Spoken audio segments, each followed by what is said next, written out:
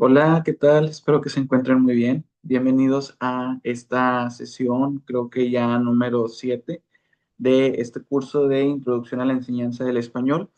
Ahorita pues vamos a continuar con lo que es la segunda parte de la unidad número 2, ya para concluirla y posteriormente pasar a la unidad número 3.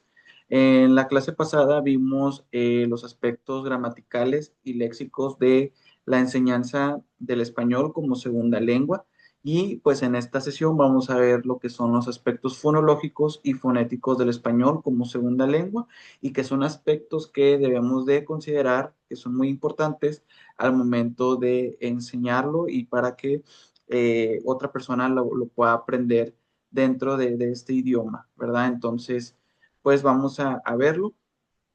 Y antes de comenzar, solamente me gustaría mencionar que en la siguiente sesión vamos a comenzar con la unidad número 3 y una vez terminada la unidad número 3 pues les voy a aplicar su examen parcial, que como ya les había comentado en sesiones pasadas, este examen parcial pues se aplica a la mitad del curso.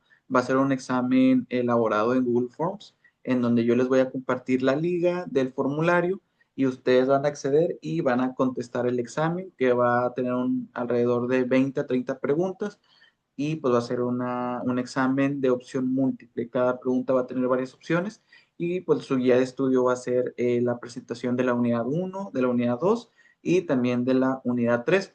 Yo cuando termine esta sesión, como ya es la última de la unidad 2, pues voy a descargar la presentación y la voy a subir a la plataforma, así como ahorita pues ya está disponible en la plataforma la presentación de la unidad uno. Entonces más adelante va a estar disponible la de la unidad 2 y también la de la unidad número 3 para que ustedes puedan estudiar y de ahí pues prepararse para su examen parcial. Igual si tienen alguna duda, algún comentario sobre esto, me lo pueden hacer saber por correo, por WhatsApp.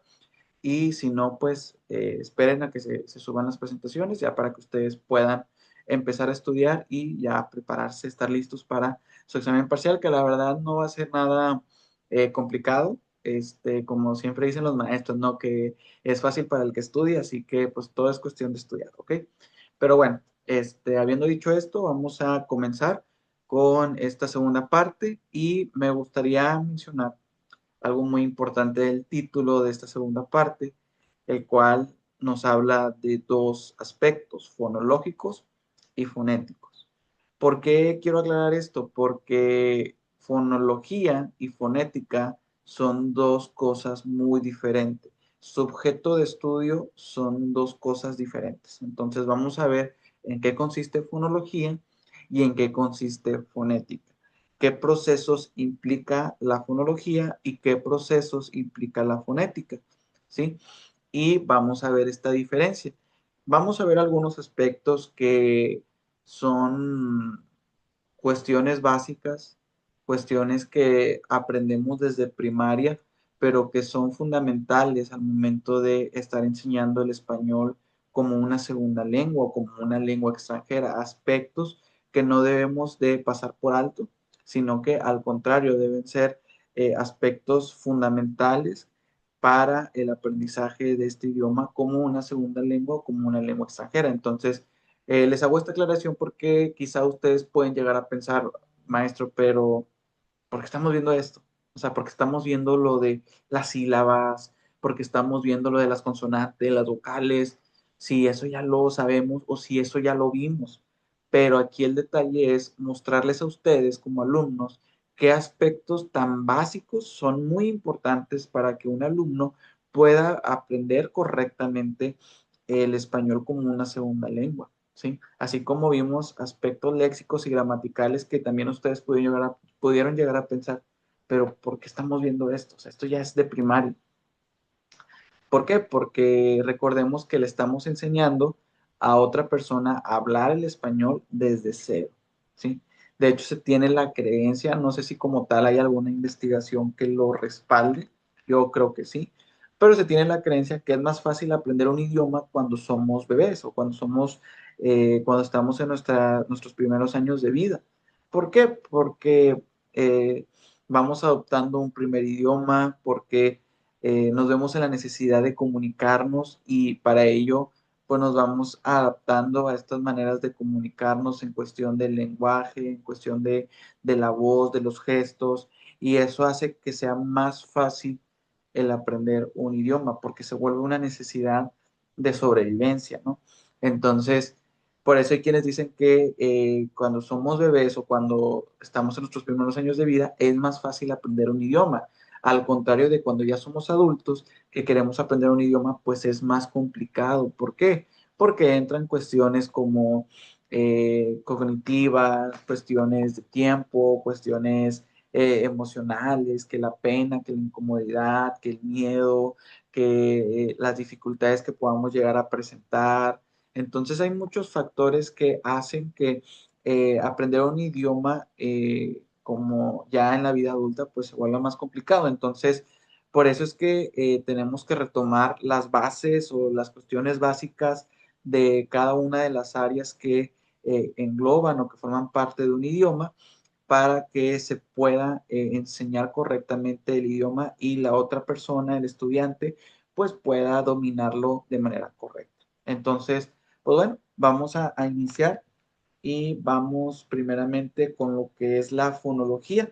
Ya vimos que existe la rama de la lingüística, la rama de la gramática, del léxico, de la ortografía, pero tenemos otra rama muy importante que es la fonología, la cual se encarga de estudiar el sistema de sonidos de una lengua, es decir, cuál es el sistema que produce los sonidos que emite una lengua, que los emite a través de la pronunciación de una letra o de la pronunciación de una palabra compuesta por distintas letras o el sonido que emite por el movimiento de la boca, por la respiración, es decir,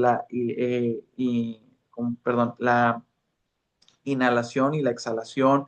Entonces, de eso se encarga la fonología, estudiar el sistema de sonidos que emite una lengua, ¿sí? ¿Qué sonidos emite la lengua? ¿Por qué los emite? ¿Quiénes tienen esta función de emitir esos sonidos? ¿Qué parte del cuerpo la emite? Entonces, todo esto se encarga de estudiar la fonología. Fono, pues viene de sonido, logía de ciencia. Entonces, podemos también definirlo como una ciencia del sonido, ¿sí? ¿De cuál sonido? Pues de la lengua que produce nuestra boca. Y luego menciona aquí, la unidad básica de la que se ocupa la fonología es el fonema. Así como la unidad básica del léxico es una unidad léxica, la unidad básica de la fonología es un fonema. ¿Qué es el fonema? El fonema es aquel sonido que hace la diferencia de una letra o de una palabra a otra. Es decir, es el sonido que nos permite diferenciar diferentes palabras o diferentes letras. Eso es un fonema. Y el fonema, aquí nos menciona que es la representación abstracta de un sonido. Y para distinguirlo de grafema o letra P, se representa entre barras o licuas. O sea, ahí nos está poniendo el ejemplo de la letra P. ¿Sí? Ahora, el fonema aquí nos está diciendo que es la representación abstracta, eh, palpable, escrita de un sonido, ¿sí? O sea, nosotros como tal, siguiendo tal cual el sonido, pues no lo podemos escribir, ¿verdad? Pero sí podemos hacer una representación y para eso se utiliza estas barras en diagonal o llamadas barras oblicuas para indicar que esa letra que se está escribiendo como tal, tú no la estás escribiendo para referirte en sí a la letra. O sea, que, esta es la letra P del abecedario. No, ni tampoco para hacer un trazo, sino que tú la estás escribiendo para representar un sonido. Y ese sonido ya tiene un tono o válgame la redundancia, un sonido en específico, un tono que ya lo distingue, un ruido, esa era la palabra que me faltaba, un ruido que ya lo distingue, ¿verdad? En este caso, pues la letra P, o sea que pareciera que estamos pronunciando dos letras a la vez, pero no. P, ese sonido ¿sí? Si nosotros lo queremos representar, pues tenemos que poner la letra P, pero entre barras oblicuas, y así es como se puede escribir un fonema. Y eso es algo muy importante, porque imagínate que una persona eh, de otro país que viene a México para aprender el idioma español y dice, bueno, pues yo quiero aprender pues todo, ¿no? La ortografía, el léxico, la fonología. Y luego, está bien, y le escriben la letra P del abecedario, y la letra P como fonema. Entonces, ¿cómo va a diferenciar esta persona que una es un sonido y la otra es otra letra? Pues a través de las barras oblicuas. Entonces, cuando nosotros queremos representar un sonido a través de un escrito, hay que poner las barras oblicuas, ¿ok? Y luego aquí tenemos el fonema, es además un sonido contrastivo en una lengua determinada, es decir, capaz de contrastar el significado entre dos palabras que forman un par mínimo, ¿sí? ¿Qué quiere decir esto? Que el fonema es un sonido que nos ayuda a contrastar, a diferenciar, ¿sí? Eh, el significado entre dos palabras. ¿Por qué? Porque este sonido hace la diferencia en cuanto a cómo se pronuncia, cómo se dice. Por ejemplo, la palabra palo y la palabra pato. En cuestión de pronunciación hay un parecido en su mayoría, ¿no? Pero hay un sonido que nos ayuda a distinguir ambas palabras. ¿Cuál es este sonido? El de la letra L y el de la letra T, ¿sí? Y esos sonidos ayudan a diferenciar dos palabras y a entender que son dos palabras diferentes con dos significados diferentes. Una es un objeto y la otra es un animal. Entonces, a eso nos referimos cuando decimos que el fonema es este sonido que nos ayuda a contrastar, a ver las diferencias entre una palabra y otra y también distinguir su significado.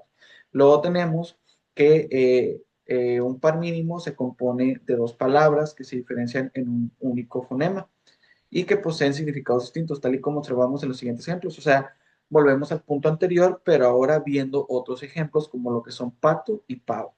¿Cuál es la diferencia entre ambas palabras? Pues la pronunciación de la letra T y de la letra V.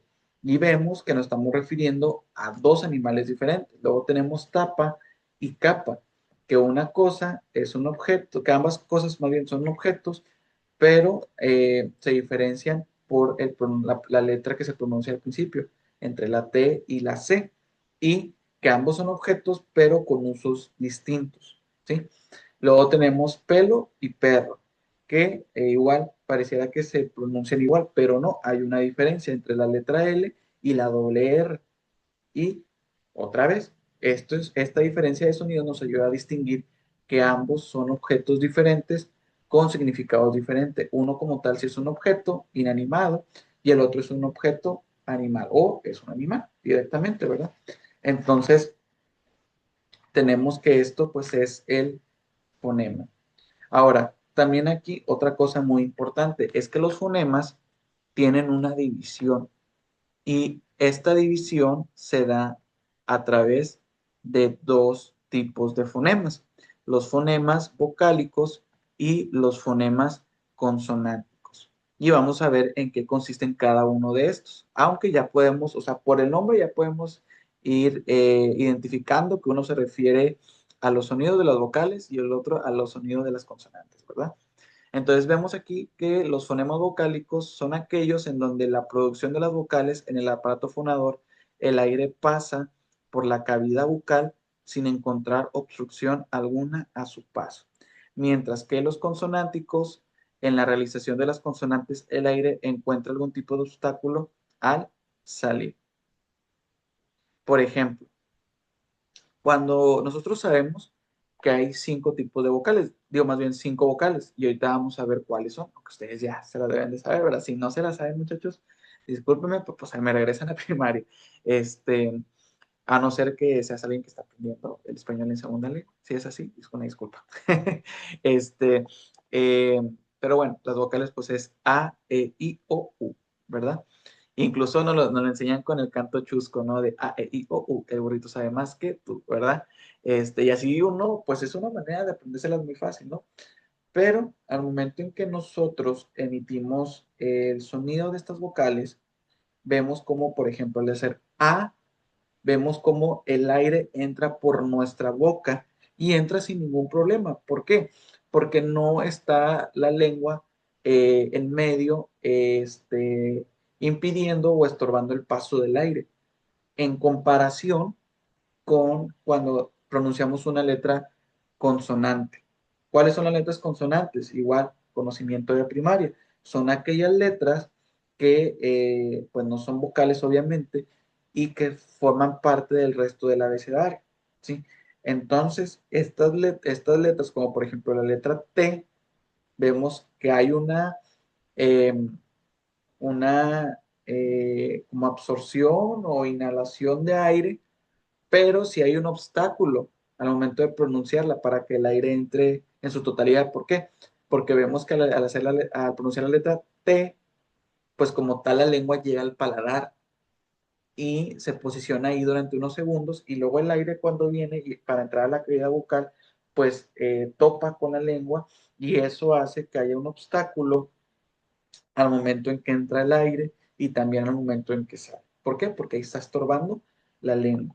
Entonces, por eso es que tenemos estos tipos de fonemas vocálicos y consonánticos en donde uno no tiene dificultad en que el aire entre por la cavidad bucal y otro sí. O sea, como tal sí se produce un sonido, pero el aire batalla más en entrar y en salir, ¿verdad? Y a todo esto, todo este proceso se da gracias a lo que es el aparato fonador, a una parte del cuerpo muy importante que es vital para la producción de sonidos, que viene siendo el aparato fonador, el aparato de sonidos. ¿Qué es el aparato fonador?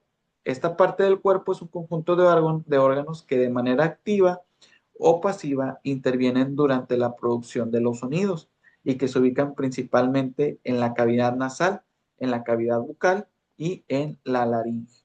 Y ahorita vamos a ver cuáles son estos órganos. Aquí tengo una imagen que espero que se alcance a ver, donde tenemos la cavidad nasal que tiene un papel, un rol importante al momento en que estamos produciendo un sonido. O sea, la cavidad nasal es toda esta parte de la nariz que también, si ustedes se han dado cuenta o han sido conscientes, también produce un sonido. Cuando inhalamos o cuando exhalamos, produce un sonido. Cuando tenemos la nariz tapada también, cuando estamos durmiendo, igual que hay quienes roncan, pues también a través de la cavidad nasal se produce un sonido. Pero luego tenemos también lo que es la cavidad bucal, que la cavidad bucal pues son todos estos órganos que forman parte de la boca, como lo que vienen siendo los alvéolos, el labio superior, los dientes, el labio inferior, el paladar, la cavidad bucal, el ápice, el dorso, la lengua, el velo, la úvula, que todos estos órganos de la cavidad bucal tienen un rol activo o pasivo dentro de la producción de sonidos. O sea, hay órganos que participan activamente, que como tal, pues son necesarios para que se produzcan un sonido, pero los otros órganos eh, son pasivos en el sentido de que claro, también son necesarios, pero no es como tal que se tengan que mover o que tengan que hacer algo en específico para participar en la producción de sonidos, como por ejemplo el paladar, ¿sí? El paladar, pues no se puede mover porque es un órgano ya estático, es una parte estática ya establecida en la cavidad bucal, pero también participa porque es donde la lengua topa y al topar ayuda a que también se produzca un sonido. Entonces hay órganos que son activos y hay otros órganos que son más pasivos. Y luego tenemos la parte de la laringe, en donde tenemos la faringe, la glotis, el epiglotis, la laringe, las cuerdas vocales, que también son esenciales al momento de querer hablar, de querer producir un sonido, de querer gritar, ¿sí? Y que de hecho, para mí, para mi punto de vista, son muy, muy esenciales. ¿Por qué? Porque cuando nos enfermamos de la garganta, ¿qué pasa ahí? Que las cuerdas vocales se inflaman. Y como están muy inflamadas, dificulta ¿cómo se llama? El, mm, el paso del aire y obviamente también de sonido, y por eso cuando queremos hablar estamos afónicos, no nos escuchamos. ¿Por qué? Porque tenemos estas cuerdas vocales que están inflamadas. Entonces, por eso para mí son una parte muy, muy esencial dentro de la producción de sonidos en el aparato fonador. Entonces, estos son los órganos que componen al aparato fonador. Todo esto que están viendo en la imagen constituye al aparato fonador de nuestro cuerpo. Así que si un día te preguntan de que, oye, ¿cómo se producen los sonidos? ¿Cómo es que el ser humano tiene esta capacidad de producir un sonido? Pues podemos darle la referencia de que tenemos un aparato fonador y cuáles son estos órganos que lo componen. Y, ay, perdón, me disculpo. Y bueno, vamos a entrar ahora sí de lleno con lo que vienen siendo las vocales del idioma español, que estas vocales son las siguientes: 5, A, E, I, O, U, y que se clasifican según tres criterios. Quizá esto no lo sabían, quizá sí, pero son tres características muy importantes que nos ayudan a entender todavía más el sonido que caracteriza cada una de estas vocales. Tenemos por una parte la altura, que la altura pues son vocales altas, como la I y la U. Y esto quiere decir que cuando se pronuncian, cuando se dicen estas vocales I, U, la lengua se acerca más al paladar en comparación de cuando pronunciamos la E, la O o la A. Sí, cuando pronunciamos la I, vemos cómo hay un leve levantamiento de la lengua y también la U, y estas se quedan cerca de llegar al paladar, ¿sí? Por eso es que su pronunciación es alta. ¿Por qué? Porque al momento en que se pronuncian, obligamos a la lengua a que se levante y quede a nada de tocar el paladar. Y, de hecho, hasta si se fijan, el sonido es como que más fuerte, más alto, ¿verdad? Entonces, por eso, estas vocales se caracterizan por ser vocales altas, ¿sí? A esto se le llama el criterio o la característica de altura de las vocales. Luego tenemos otra característica que es la anterioridad, que esto tiene que ver con que cuando producimos las vocales, la lengua se desplaza levemente hacia la parte anterior de la boca, mientras que al producir las vocales posteriores U, O, la lengua se desplaza hacia la parte de la boca que está más cerca de su nacimiento. Y aquí también nos menciona que el fonema vocálico A es el más neutral o relajado de los cinco, puesto que la lengua no se desplaza y se mantiene baja y en el centro. O sea, que esto tiene que ver mucho la anterioridad con el desplazamiento de la lengua y hasta qué punto de la boca llega.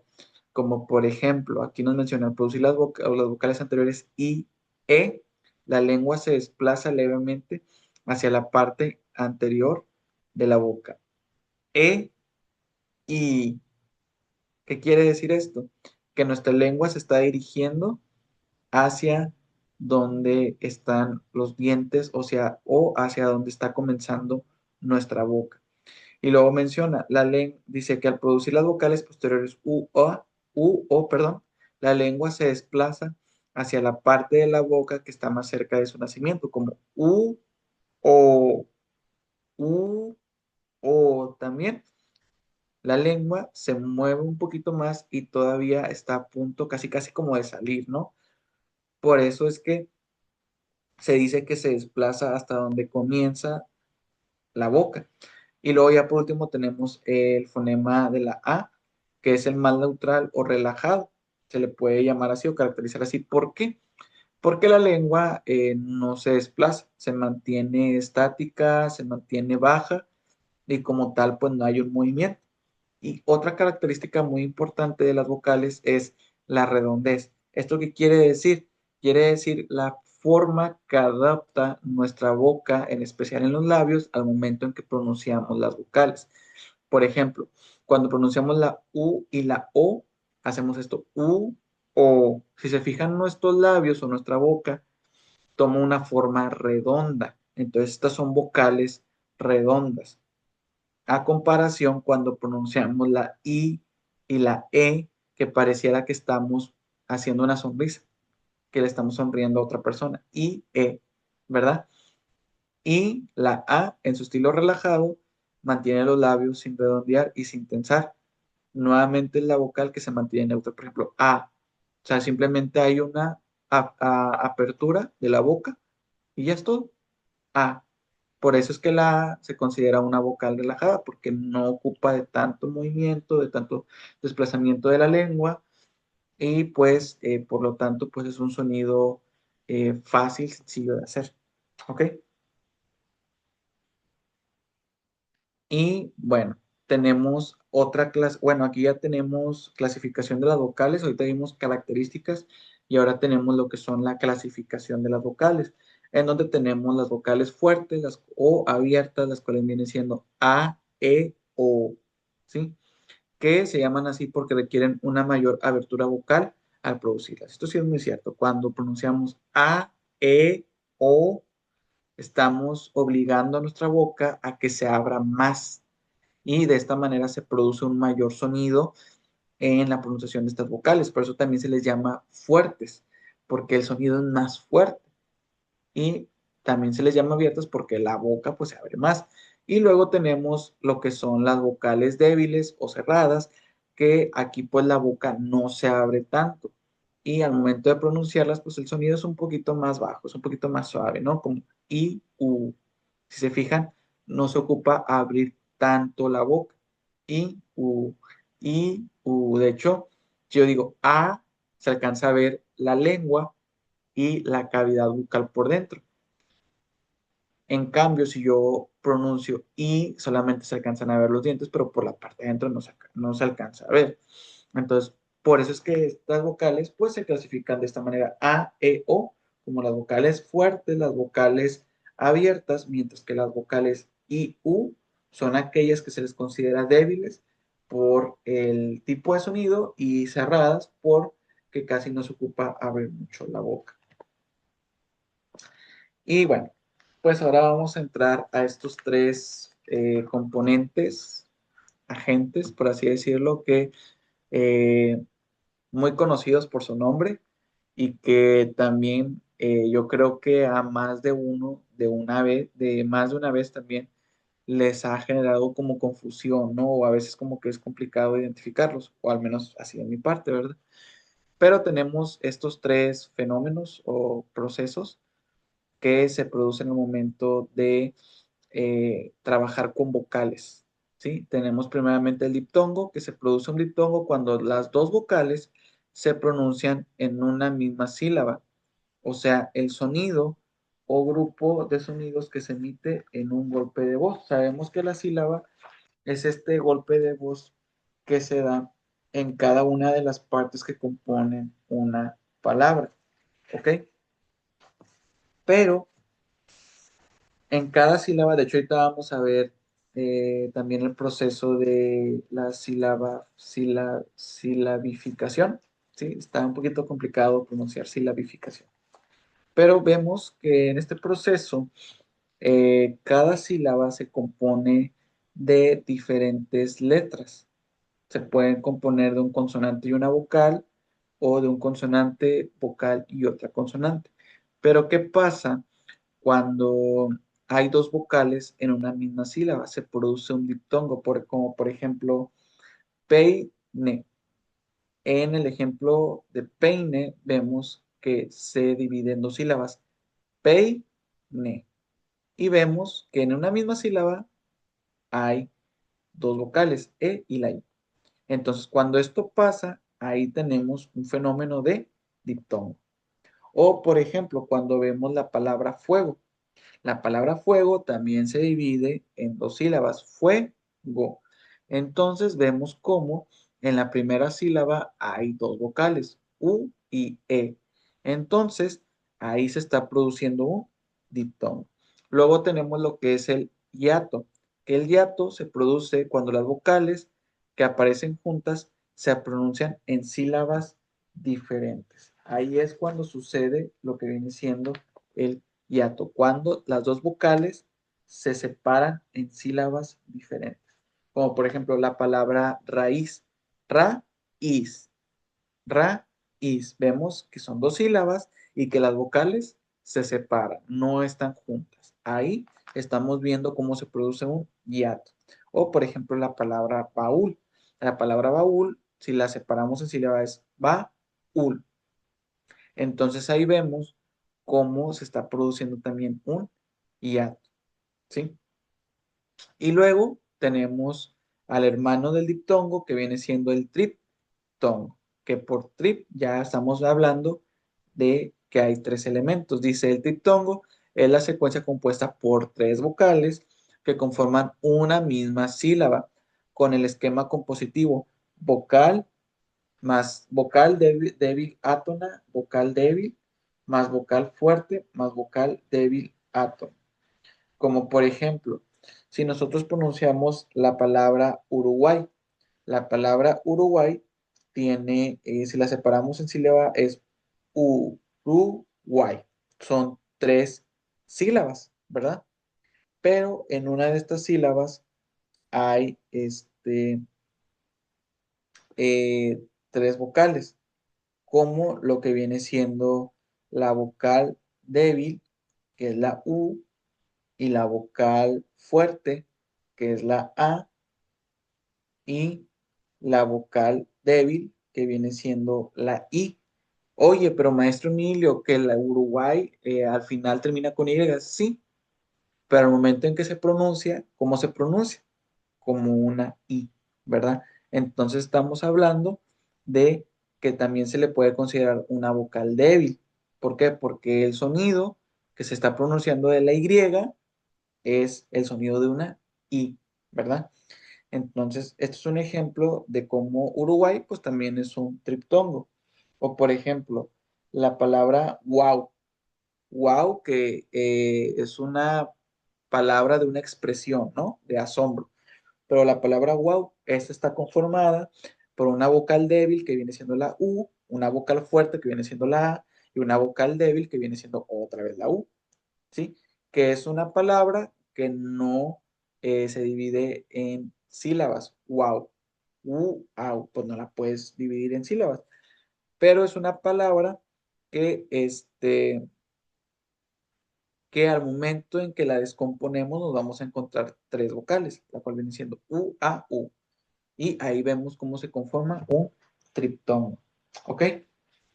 Y bueno, pues vamos a pasar al siguiente punto, que este punto, chicos, es muy, muy, muy importante y aquí voy a hacer una pequeña pausa, un pequeño paréntesis, porque si se fijan, aquí estamos entrando a lo que es el punto y modo de articulación con el aparato fonador y también la sonoridad que éste llega a producir o a emitir. Entonces, aquí yo le puse signos de interrogación porque por cuestión de tiempo no lo vamos a poder ver ahorita en la presentación, pero les voy a explicar algo. Yo les voy a pedir, y esta va a ser su evidencia número 2, que en la plataforma, en el apartado de material didáctico, busquen este documento que, bueno, yo le titulé Aspectos fonéticos del español como segunda lengua, así lo van a encontrar en la plataforma, lo van a abrir, es un documento de 44 páginas, pero ojo aquí, nosotros nos estamos basando en este documento para esta sesión, pero yo les voy a pedir mucho que vayan a donde está el subtema del punto de articulación, el modo de articulación y la sonoridad. Yo les voy a pedir que ustedes estudien estos tres subtemas, léanlos, subrayen la información y una vez que ustedes lo hayan leído, lo hayan subrayado, lo hayan comprendido, yo les voy a pedir, chicos, que me elaboren un video, ¿sí? Un video de máximo 3 minutos, mínimo de 1 minuto, en donde ustedes me expliquen en qué consiste el punto de articulación, el modo de articulación y la sonoridad. Ustedes aquí ya tienen la información, solamente es cuestión de que ustedes eh, lean, lo entiendan, lo analicen y en el video ustedes me van a explicar cómo se produce el punto de articulación o en qué consiste el modo de articulación también y cómo se produce la sonoridad y me pueden agregar ejemplos. Este video, como les digo, puede tener una duración mínima de 1 minuto y una duración máxima de 3 minutos. No es necesario que sea un video amplio. Ahora, ustedes pueden salir en el video o no pueden salir. Es opcional. Ustedes lo deciden.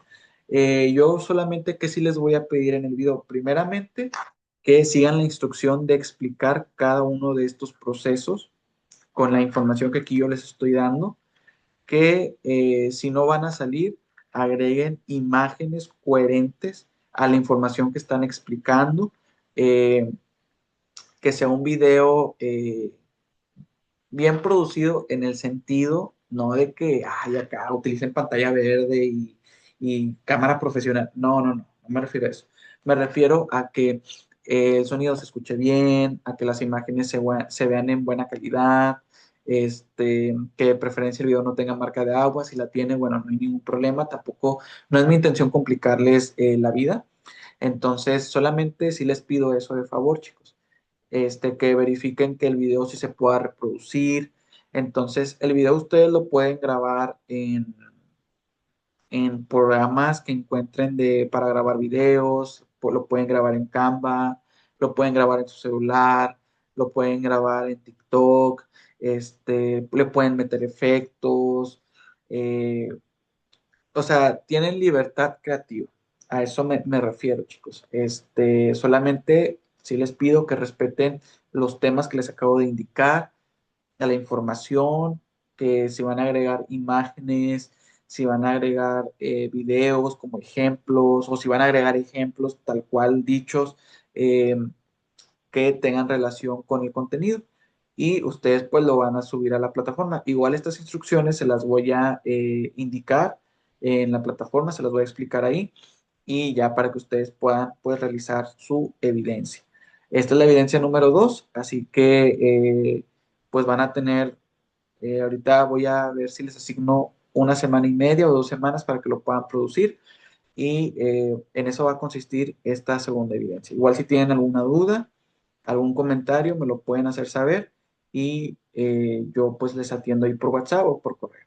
¿Ok? Entonces en esto va a consistir la segunda evidencia, así que pues es muy importante que realicen su video y no lo voy a proyectar, no se los voy a compartir a los maestros ni tampoco a otros compañeros, yo los voy a ver y pues yo los voy a evaluar. ¿Ok? Y bueno, chicos, pues en eso va a consistir la evidencia. Todavía no acabamos la sesión, todavía no se vayan a salir del video, por favor. Y bueno, ahora sí ya entramos con otro tema muy importante que es la silabificación. ¿Qué es la silabificación? Pues este proceso que estudia el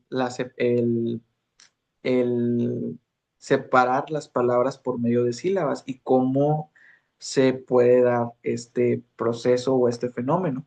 Dice aquí, la sílaba es el sonido o grupo de sonidos que se emite en un golpe de voz, ¿sí? Como por ejemplo la palabra carro, carro. Vemos que hay eh, diferentes sonidos en un golpe de voz. Carro es un golpe de voz. Entonces vamos a ver cuál es el grupo de sonidos que constituyen a este golpe de voz. Carro.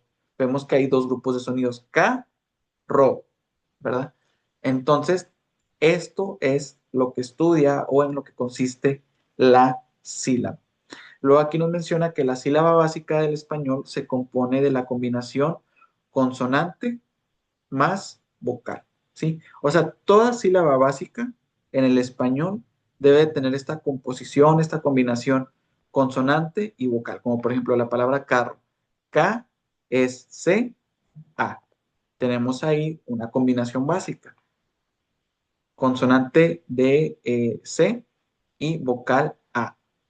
Pero también, chicos, hay más combinaciones que se pueden producir en las sílabas. No quiere decir que esta combinación sea la única manera en la que se puede producir una sílaba, sino que hay más combinaciones que ahorita también vamos a estar viendo, pero esta es la básica, una consonante y una vocal.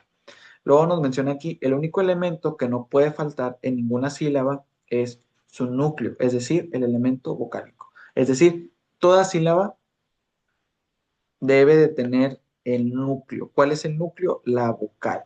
Sí, toda sílaba debe de estar compuesta de una vocal. Sí, de hecho hay sílabas que nada más, o sea, que su composición es solamente una sílaba. Sí, que ahorita también vamos a ver un ejemplo, sí. Pero en toda sílaba debe de estar mínimo una vocal, que es el núcleo de la sílaba. Luego tenemos otros elementos como los elementos consonánticos que aparecen delante del núcleo vocálico, los cuales se les llama ataque o arranque, mientras que los que van detrás forman lo que son la coda, ¿sí? Como por ejemplo aquí, aquí tenemos diferentes tipos de sílabas. Ahorita les voy a explicar muy bien en qué consiste esto del ataque o arranque, que es la consonante que está antes de la vocal, y también en qué consiste esto de la coda que está después de la vocal. Ahorita vamos a un poquito con eso. Ahorita primero les quiero mostrar los tipos de sílabas que viene siendo pues la vocal, que en este caso vemos que la palabra ana se divide en dos sílabas, a, na. Entonces, la primera sílaba, pues se le considera sílaba porque ya tiene una vocal, que es la A, que es solamente un solo sonido o una sola letra. Y luego tenemos otro tipo de sílaba que es la básica, que se compone de consonante y vocal, que aquí nos pone de ejemplo la palabra uno, que la palabra uno se divide en dos sílabas y tiene una combinación básica en su segunda sílaba, que es la consonante N y la vocal O. Pero también puede existir otro tipo de sílaba que viene siendo la vocal al principio y la consonante después, como por ejemplo aquí la palabra antes tiene una vocal en la primera sílaba al principio y luego la consonante N. Y así también vemos otros ejemplos como la vocal con dos consonantes, como la palabra instruye, y vocal, NS, consonantes. Luego tenemos otro tipo de sílaba en donde tenemos consonante más vocal más consonante, como la palabra antes, que la palabra antes tiene en su segunda sílaba una consonante, una vocal y una consonante.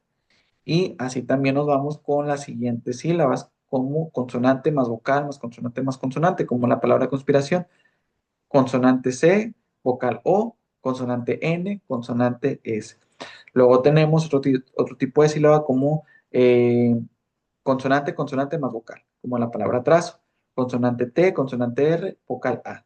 Luego tenemos consonante más vocal más consonante, como la palabra préstamo, que viene siendo consonante P, consonante R, vocal E y consonante S.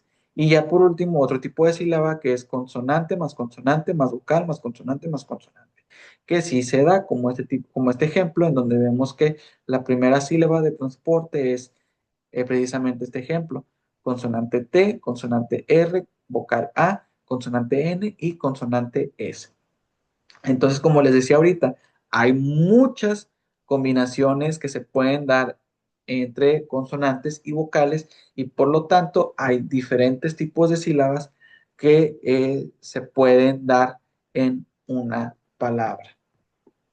Y vamos a entrar ahora con lo que es la división silábica.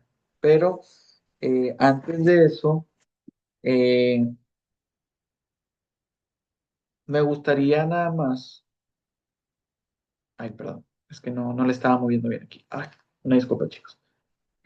Ok, ya les hice spoiler de lo que sigue. Ah, caray, pues ¿dónde estamos? Ah, sí, ya, perdón, chicos. Una disculpa por ese detalle. Bueno, yo ahorita les hablaba de esto del ataque y del coda, que quizá era algo que no habían escuchado dentro de este proceso de silabificación. Les voy a poner un ejemplo. Aquí tenemos lo que es la palabra antes. Si ustedes se fijan, la segunda sílaba tiene una consonante al principio y una consonante al final, dejando una vocal en medio. Entonces, en este caso, la letra T viene siendo el ataque o el arranque, ¿sí? ¿Por qué? Porque es la consonante que está antes del núcleo. ¿Cuál es el núcleo? Pues la vocal, la E. Luego tenemos que la coda vendría siendo la S. ¿Por qué? Porque está después del núcleo, que viene siendo la S. A eso me refiero con ataque o arranque y núcleo y coda, ¿sí? Que son maneras de distinguir los elementos de una sílaba. ¿Ok? Solamente es necesario distinguirlos, ¿verdad? ¿A qué nos referimos con ataque? ¿Y a qué nos referimos con núcleo? ¿Y a qué nos referimos con coda? Ataque, la primera consonante que está antes de la vocal. Coda, la vocal que está después del núcleo que viene siendo la vocal. Y luego ahora sí tenemos lo que es la división silábica, que la división silábica es aquí nos menciona que para poder realizarla, el primer paso que hay que llevar a cabo para dividir una palabra en sílabas consiste en identificar todas las vocales. Cuando tú ves una palabra, como la palabra uno que aquí vemos en el ejemplo, hay que primeramente identificar cuántas vocales tiene. La palabra uno tiene dos vocales y luego posteriormente hay que decidir si la consonante que aparece en medio conforma la coda de la primera sílaba o el ataque de la segunda. La forma más sencilla de realizar esta operación es comenzar siempre por la última vocal de la palabra. Así la consonante que queda en medio tendrá que ser el ataque de la última sílaba. Por ejemplo, aquí la palabra uno. El ataque, ¿cuál es? La U. El núcleo, digo, perdón, el ataque, no, perdón, aquí ya me estoy confundiendo. Eh, en la palabra uno tenemos dos vocales y tenemos una consonante, la N. Ok, entonces aquí, primeramente, vamos a comenzar por la letra del final, que es la vocal. Tenemos, si nosotros queremos separar primero la vocal del final, nos va a quedar un O. Y pues no se puede hacer esto, o sea, no se escucha bien la palabra, ¿verdad? No se pronuncia bien. Entonces, en cambio, si nosotros hacemos O, N y lo separamos de la U, tenemos U, no, ¿verdad? Y de esta manera ya tenemos que una sílaba está compuesta de la U, la otra sílaba está compuesta de una consonante y de una vocal, donde tenemos que en esta segunda sílaba donde está el no, tenemos que el ataque es N y el núcleo la O. O sea, son maneras en que podemos dividir en sílabas.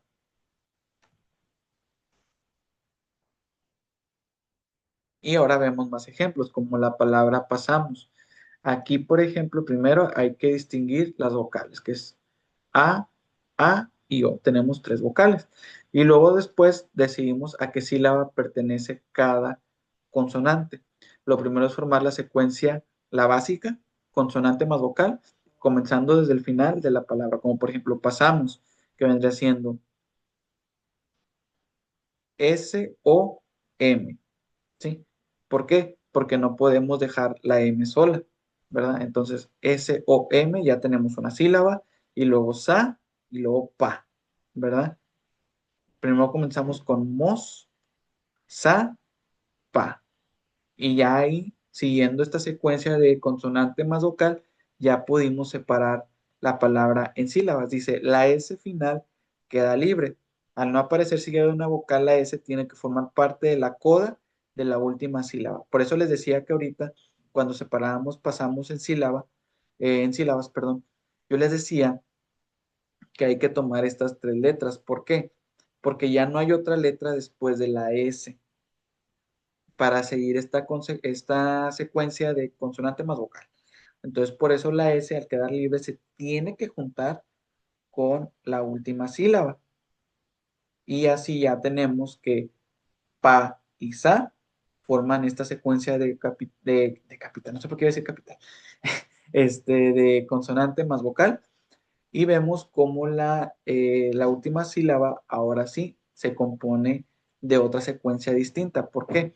porque ya tiene el ataque, que viene siendo la M, el núcleo, que viene siendo la O, y que viene siendo también el coda, que viene siendo la S. Y bueno, eso es en cuestión de la división de sílabas. Ahora tenemos lo que es la fonética. Y la fonética aquí nos habla que se ocupa de los fonemas en relación con las características articulatorias, acústicas y fisiológicas propias de los hablantes. ¿Qué quiere decir esto? Que la fonética se ocupa de cómo los fonemas se producen a raíz de la articulación de nuestro aparato fonador y de sus características fisiológicas, ¿ok? Y luego tenemos que la fonética estudia las realizaciones concretas de los sonidos y los contextos en los que estos ocurren. Y aquí ya nos da un ejemplo. Por ejemplo, pronunciamos en voz alta la palabra dado. Notaremos que el fonema D posee dos alófonos o variaciones de un mismo fonema, D y D, en función del contexto fónico de la palabra. O sea, la fonética se encarga, ya para ser claros, se encarga de cómo en un mismo fonema se pueden producir distintos sonidos o los sonidos pueden variar, como por ejemplo aquí en la palabra dado. Si nosotros separamos en sílabas dado, pues tenemos dos sílabas, da y do. Entonces decimos da, do. Si ustedes prestan atención en la pronunciación, vemos que hay diferencias en cómo se pronuncia la letra D al principio y cómo se pronuncia la letra D en la segunda sílaba. Vemos que a la pronunciación de la letra D, este, al principio es como más suave, ¿no?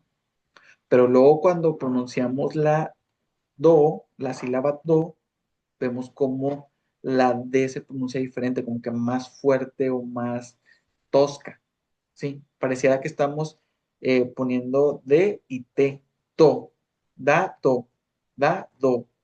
Entonces, esto es fonética. ¿Por qué? Porque estamos viendo que una misma fonema se puede pronunciar de diferentes maneras. De esto se encarga la fonética.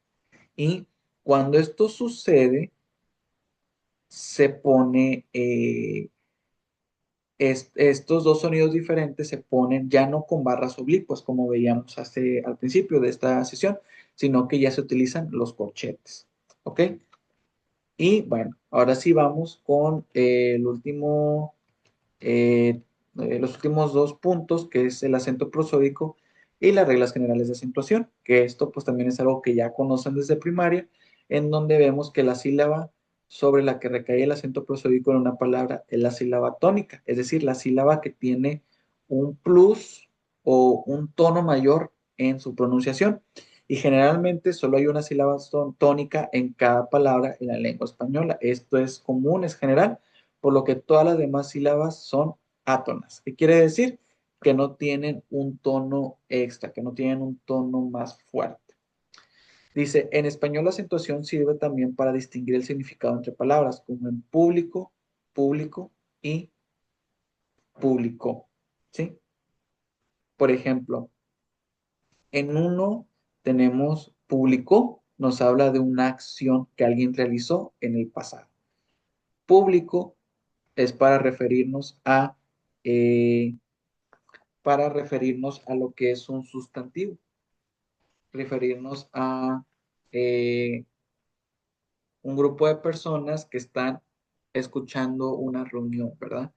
Y luego tenemos eh, también la pronunciación de público, pero ya con un acento en donde, digo, perdón, público con acento, pues ya vendría siendo este grupo de personas que están escuchando esta reunión, ¿verdad?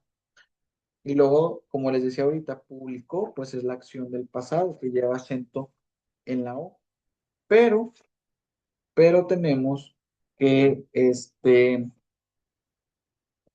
que cuando hablamos de público sin acento, nos estamos refiriendo a una característica de un objeto, ¿verdad? Como por ejemplo, el teléfono es de carácter público. Es una característica que el teléfono, pues, lo puede utilizar cualquier persona tiene derecho a usar el teléfono, ¿ok? O la plaza es de uso público, que quiere decir que el uso de ese lugar, pues, es para todas las personas. Entonces, vemos cómo el acento en diferentes sílabas produce que una misma palabra pueda tener diferentes significados. Y luego aquí también nos menciona que además del acento prosódico o intensidad de una sílaba, existe en español también el acento ortográfico o tilde. Esta tilde es una convención ortográfica que se coloca sobre la sílaba tónica de algunas palabras. Hay quienes la tilde la ponen así como una barra diagonal chiquita, pero hay quienes lo ponen como un caminito así ondulado, ¿no? Eh, Tengo entendido que ambas maneras son válidas, pero son dos maneras que se utilizan para marcar la tilde en una sílaba. Y ya por último tenemos lo que son las reglas generales de acentuación, que para ello tenemos que identificar cómo se clasifican las palabras de acuerdo a la sílaba en donde llevan la tilde o la acentuación. Tenemos primeramente las palabras agudas, que esas se caracterizan porque su sílaba tónica se encuentra en la última posición, es decir, en la última sílaba. Dice, se acentúan ortográficamente cuando terminan en N, S o vocal, como por ejemplo canción. Canción termina con N, la última sílaba termina con N, entonces quiere decir que lleva acento. La palabra revés lleva acento porque la última sílaba termina con S y la palabra bailó lleva acento. ¿Por qué? Porque la última sílaba termina con una vocal y a estas palabras que terminan con NS o vocal en la última sílaba se les llama palabras agudas.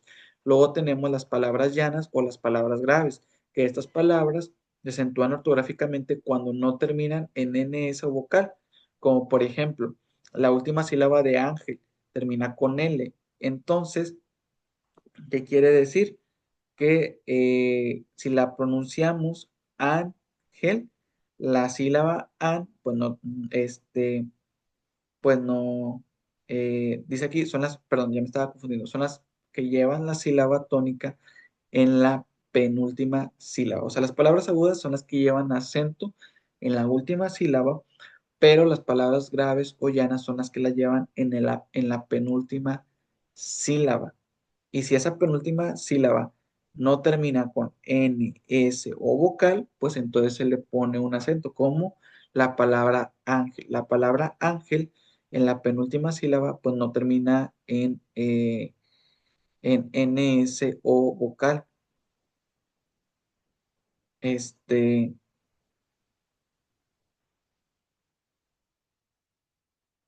es que aquí sí me surgió una duda. Bueno, ahorita voy a verificar eso de la palabra ángel.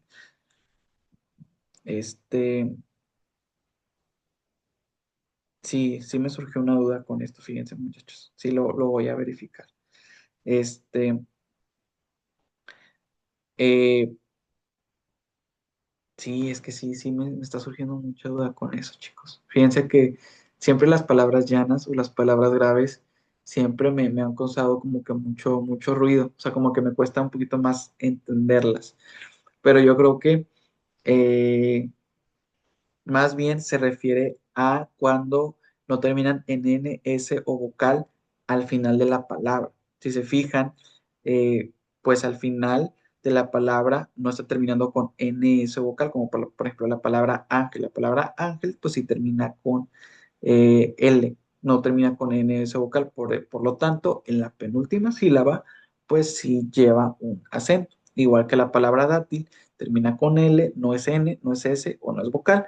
Entonces, en la penúltima sílaba se le puede poner acento, igual que en la palabra césped. Termina con D, no termina con NS vocal, entonces, por lo tanto, en la penúltima sílaba se le puede poner el acento. ¿Ok? A eso se refiere con que son palabras llanas o son palabras graves.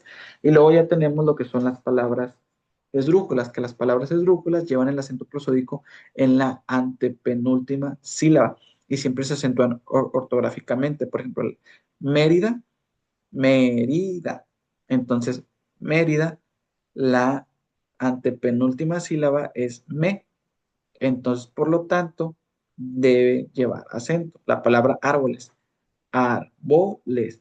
La antepenúltima sílaba vendría siendo ar. Entonces, ahí es donde se le tiene que colocar el acento. Pero también existe otro grupo que forma parte de las esdrújulas, que son las sobresdrújulas, que se le denominan así por contener un mayor número de sílabas. O sea, ya estamos hablando de palabras que tienen 4 sílabas y cuyo acento prosódico va situado en las sílabas antepenúltimas. Cómetelo, cómetelo. Entonces, vemos cómo en la antepenúltima sílaba debe de llevar acento.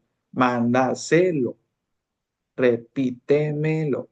La antepenúltima sílaba, pues es la que se le pone el acento. Y ya como un extra, ya para cerrar con esta sesión, chicos, no sé si ustedes conocían de esta técnica, la técnica SEGA, que es para saber en qué tipo de palabra que estamos pronunciando, pues qué tipo de palabra es, si es aguda, llana o esdrújula. De cuenta que en una hoja tú haces como una tabla en donde pones S de sobre esdrújula y luego E de esdrújula. Hay cuenta S, línea, E, línea, grave y luego línea y luego A, línea.